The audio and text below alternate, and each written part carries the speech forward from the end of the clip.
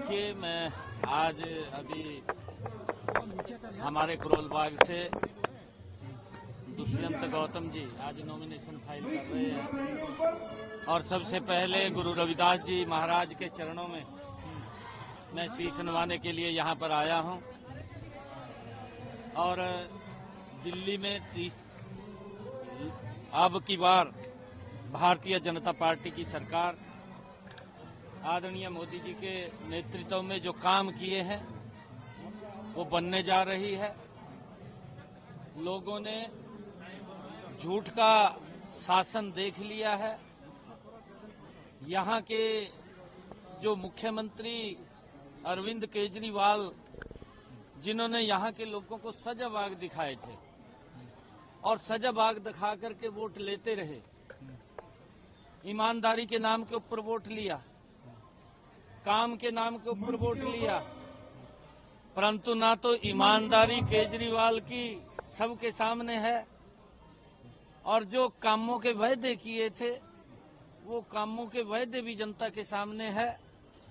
5 तारीख को दिल्ली की जनता अब वो हिसाब चुकता करेगी, क्योंकि इस प्रकार का झूठ बोल करके केजरीवाल ने पिछले 10 वर्षों में लगातार लोगों को बरगड़ाने का, उनका शोषण करने का काम किया है। दिल्ली के लोग समझ चुके हैं। हरियाणा में तीसरी बार भारतीय जनता पार्टी की सरकार लगातार देने का काम हरियाणा के लोगों ने किया है और उस जीत के अंदर दिल्ली के लोगों का भी एक बड़ा योगदान रहा है।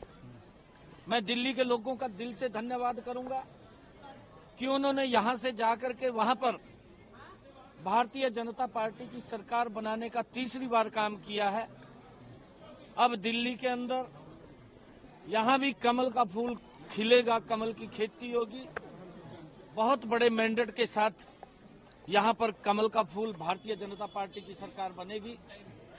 आज हमारे दुष्यंत गौतम जी अपना नॉमिनेशन फाइल कर रहे हैं।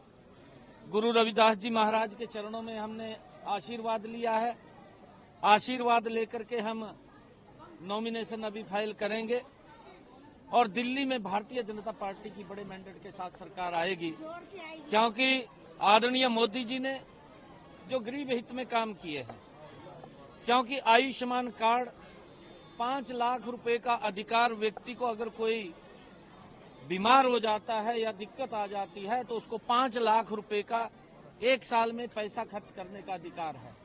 परंतु दिल्ली की जनता तो उससे पीछे है, उसको तो लाभ नहीं मिल रहा, क्योंकि यहाँ पर जो सरकार चल रही है वो लोगों के हित को नहीं, वो अपने हित को ज्यादा ध्यान में रख रही है। गरीब व्यक्ति का कैसे विकास हो उसकी चिंता तो ने सजबाग दिखाया, परंतु विकास अपना कर लिया। जो व्यक्ति ये बोलता था कि मैं तो आम आदमी हूं, उसने आम आदमी का ही शोषण कर दिया सबसे ज्यादा। और जो ये बात बोल रहा था कि मैं तो साधारण आदमी हूं, कोई मकान नहीं लूंगा, मैं गाड़ी नहीं लूंगा, कोई बंगला नहीं लूंगा, सबसे ज्यादा पैसा उसने गरीब व्यक्ति के मकान तो क्या दुरुस्त करने थे, उसको तो क्या कोई छत प्रोवाइड करानी थी, अपनी ही छत बनाकर बैठ गया, अपना ही मकान बनाकर बैठ गया। ये इस प्रकार का लोग देख रहे हैं और लोग अब उसको सबक सिखाने वाले हैं, क्योंकि जिस व्यक्ति ने ये कहा था कि मैं स्वच्छ पानी दूंगा, इसके 3 वायदे थे। सबसे बड़े वायदे थे कि मैं गंगा को स्वच्छ करूंगा, यमुना को स्वच्छ करूंगा और मैं हर घर के अंदर नल दूंगा और स्वच्छ जल दूंगा। ये 10 साल पहले बोलता था, कहा चाहे ओखला का पानी पी लो, यही बात बोलता था।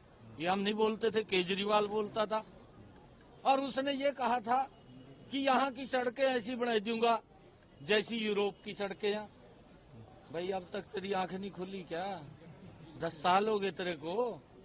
10 साल में तो लोग 5 साल वास्ता चुनते हैं, तेरे को तो 10 साल का समय दे दिया। ना तो किसी को स्वच्छ पानी मिल रहा और गंदा पानी देने का काम कर रहा।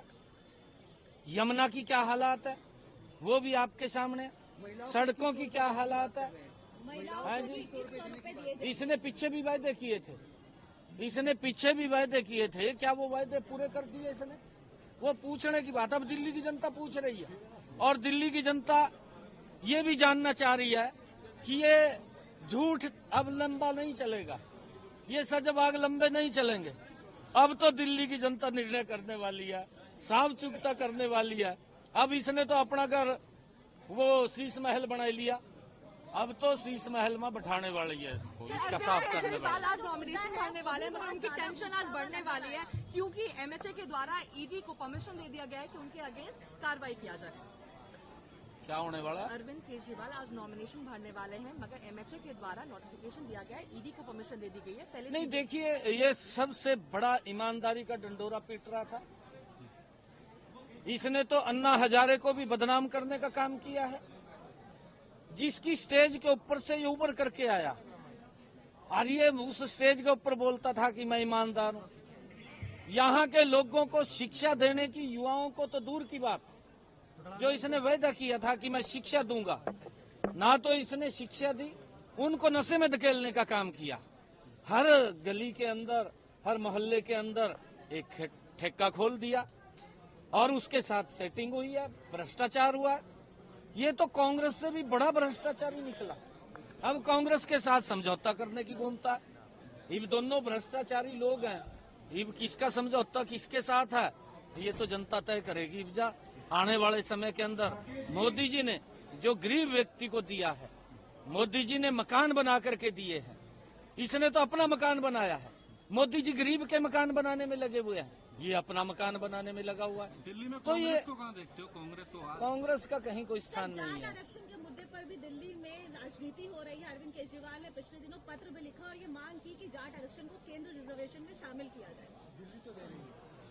देखिए, क्योंकि इसके पास कोई मुद्दा शेष नहीं है, और ये लोगों के अंदर इस प्रकार का झूठ का भ्रम की स्थिति फैलाता है। मैं केजरीवाल साहब को ये कहना चाहता हूं कि भाई थरी सरकार पंजाब में है, पंजाब के अंदर किसान धरने पे क्यों बैठा है? आप वहां पर जाएं, वहां के मुख्यमंत्री को कहें कि भाई ये फसल जो इनकी किसान बैठा, उनको आश्वस्त करें कि हम एमएसपी पर खरीदेंगे। हम हरियाणा के अंदर किसान की पूरी फसल एमएसपी पर खरीद रहे हैं। ये लोगों को, किसानों को भी बरगला करके उनका शोषण करने का काम ये कर रहा है। ये झूठ बोलता है, और झूठ बोल करके ये अपना उल्लू सीधा करने का काम करता है। अब लोग समझ चुके हैं, अब इसकी बात में आने